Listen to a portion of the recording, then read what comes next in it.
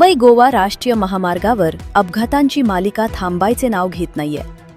पावसाळा सुरू होताच पोलादपूर, कशेडी घाट, महाड, माणगाव ते थेट पनवेलपर्यंत रोज छोटे मोठे अपघात घडत आहेत. सुदैवाने यात जीवितहानी टळत असली तरी राष्ट्रीय महामार्ग विभागाच्या भयंकर हलगर्जीपणामुळे प्रवाशांचा जीव टांगणीला लागलाय. नुकताच महाडजवळील केभुर्ली येथे एका चालत्या अर्टिगा कारवर दरडीचा दगड कोसळला. तर त्याच रात्री सुकेळी खिंडीत 2 ट्रेलरचा भीषण अपघात झाला. पण खरा धक्कादायक प्रकार महाडजवळील वहूर गावच्या हद्दीत 24 जूनच्या मध्यरात्री समोर आला. इथे एका खासगी व्यावसायिकाने नियमबाह्य आणि अनधिकृतपणे रस्त्याकडेचे क्रॅश बॅरियर तोडून टाकले होते.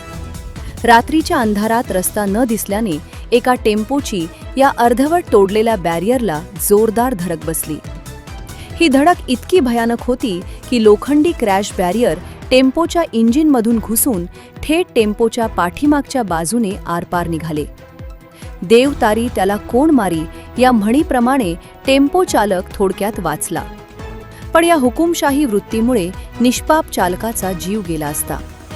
याच दिवशी दुसरा अपघात दासगाव जवळ झाला, जिथे एक मालवाहू ट्रक थेट डिव्हायडरला जाऊन धडकला.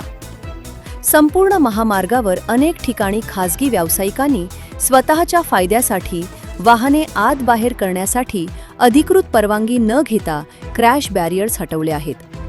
यामुळे महामार्गावरून धावणाऱ्या वाहनांना मोठा अडथळा निर्माण होत आहे. तसेच रात्रीच्या वेळी वाहन चालकांना अंदाज यावा यासाठी क्रॅश बॅरियर्सवर काळे पांढरे पट्टे किंवा रिफ्लेक्टर असणे गरजेचे आहे. मात्र महामार्ग विभागाने याकडे पूर्णपणे दुर्लक्ष केले आहे. त्यामुळे अंधारात रस्ता कुठे संपतो हे चालकांना समजतच नाहीये. अनाधिकृतपणे क्रॅश बॅरियर तोडणारे आणि डोळे झाकून बसलेले महामार्ग विभागाचे अधिकारी एखाद्या मोठ्या अपघातात निष्पाप प्रवाशांचा बळी जाण्याची वाट पाहत आहेत का, असा संतप्त सवाल आता वाहन चालक विचारत आहेत. जनोदयकरिता मिलिंद माने, महाड. जनोदय.